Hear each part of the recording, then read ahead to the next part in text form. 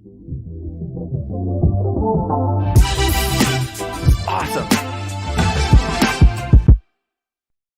What about for entrepreneurs who are, let's say, they've now arrived to a certain level? Let's say their company is already over 10, 20, $30 million. And they hit kind of the glass ceiling. I'm sure you've been through that too as well, where they feel like this is as good as it gets, or they are stuck. What advice would you have for them? You know, my advice is when someone gets stuck is trying to understand what's their vision for themselves. Do you hit the glass ceiling in your career? Do you feel like it's a certain number, like maybe the 1 million, and then is it a 10 million? Is it like 100 million? Yeah, no, I think it was probably very textbook. I hit it at 1 million and had problems and fired my company and started again. I hit it at 10 million and we had some franchise challenges and had to rebuild and restructure a bit. 100 million, we almost bankrupted the company. Oh, talk to us about that. What happened? Yeah, so we got from 2 million to 106 million. In what period of time? In 7 years. Yes. That's still massive growth. That's massive growth. Massive. It was great. So I had Cameron Harold, who was my COO at the time. Right. He was running the business with me. Right. And 2 ADD, very shoot from the hip entrepreneurs running something together. Even though he was a hired gun, we were very ADD, and it was just, we were making big decisions quickly. And I realized as the business started to grow, we needed more rigor and discipline. So unfortunately, I had to get Cameron out. We're still very close friends today. We talked yesterday. He is somebody, though, that firing my best friend, where I was his best man in his wedding, is a tough decision. Wow, that's a tough one. But I say in the book that the right thing is very rarely the easy thing.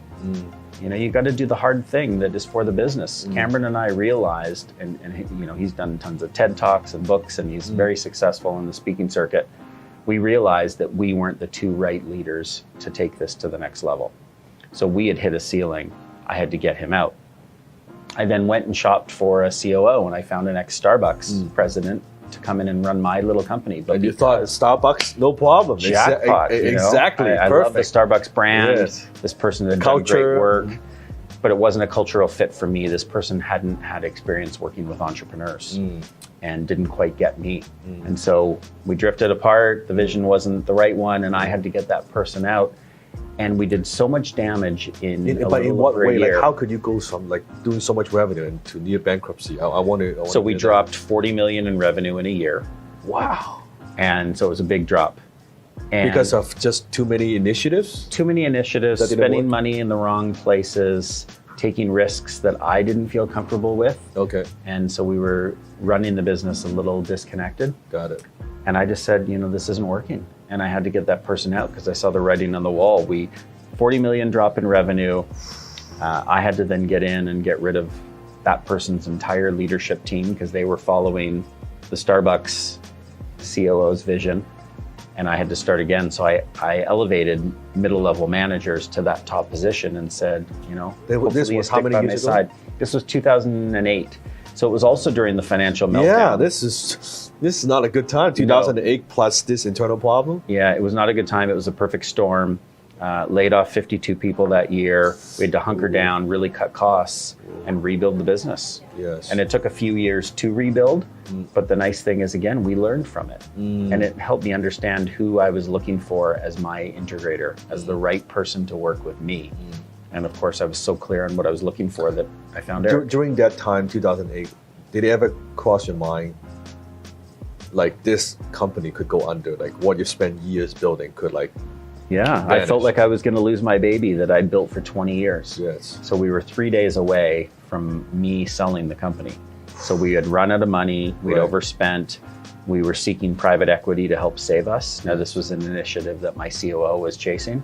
And so trying to raise money, the private equity company actually sat down with me and said, I don't think you need to raise money, I think you need to hunker down. And I think you can fix this company and save it without giving up more than 50% for a little bit of cash, $5 million. That's a nice private equity guy. You know what? He was amazing because I took him for lunch years and years later and just said how heartfelt that moment was, that he really believed that what the COO wanted and what I wanted weren't aligned, and he felt he needed to let me know. And it was, you know, extremely grateful. And from there, what changes did you make? So from there, we hunkered down and sort of right-sized the company. Okay. and then said, okay, one person who's the wrong person in the company, even though they're a good person who's done better at their next business. Correct.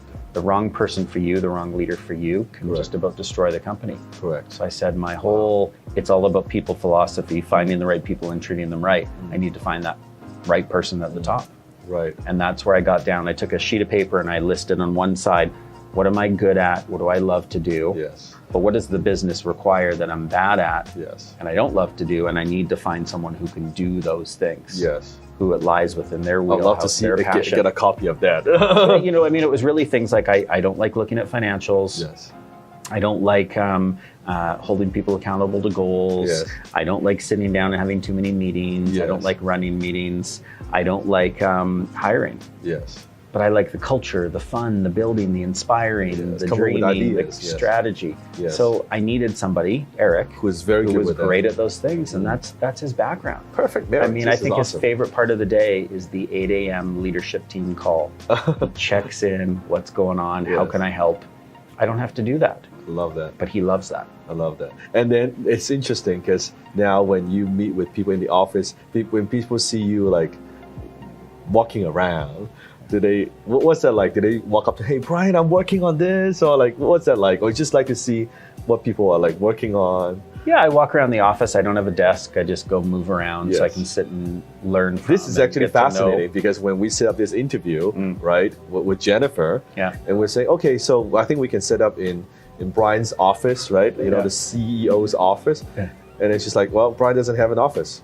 I said, what do you mean Brian doesn't have an office? He doesn't have an office. Just walks around and works wherever. I said, so we have to get a room like this in a boardroom to do the interview. I find that fascinating. Well, to me, I love it. I love it. Thank you. Why it works for me is me understanding that I work best when I'm connecting with people. Yes. I want to connect with different people. I don't like the fact that as we're growing, and I don't know everyone anymore. I don't know every person. And so it's a great way to go sit next to someone and get to know them. Yes. To hear what's going on in the business. Yes. I don't want to be sheltered in a private office where I can't hear the excitement and the problems we're solving and what's going on. So I've always done that, and I've never had a desk because I don't want to be forced to sit in one place. I don't have files. I don't have papers. It's true that entrepreneurs have ADD. It's true. Right. Right. And so get rid of distractions. Yes. Yes. And what's your day-to-day like? What do you focus on in terms of those highly productive activities? I think my number one is sharing the vision with people through stories. So connecting future entrepreneurs, I'll meet people who go, wow, this one day painting thing is so awesome. How do I get in? How can I grow a business with you? Sharing stories through podcasts, through the press, through interviews, sharing stories here through Huddle. I think I'm sort of the chief storyteller, the chief culture builder. Yeah. And I'm spending a lot of time doing that. Kind of chief vision officer. Yeah. It is. That's a good name. Yeah. Chief vision officer. It is. And writing the book was a great way to get what's worked in the past, what kind of vision we have for the future out to all of our people, our truck team members. We have our franchise partners for all of our brands that bought books, that are reading books, who are giving them out. Yes. And so that's my role. I think my day-to-day, my week-to-week, if you want a rhythm, is Monday I work out of the office. Yeah, okay. So I go work from a coffee shop or maybe 5 coffee shops because I'll get ADD and move around. I love being caffeinated. Let me guess, Starbucks? Yeah, exactly. I love Starbucks, but I'll go to any coffee shop. Yeah. I'll put on my headphones, I'll do some work, I'll catch up on email, I'll make plans for the future. I will then also come back to the office for Tuesday, Wednesday, Thursday, where I'm back to back in meetings. Okay. And so that's when I get to connect with people, help guide any of the activities that we're working on. But you meet with not just the directors, anyone? All sorts of people. Depends what we're working on. If we're working on social media, it might be the social media team. Got it. And then Fridays are my free day.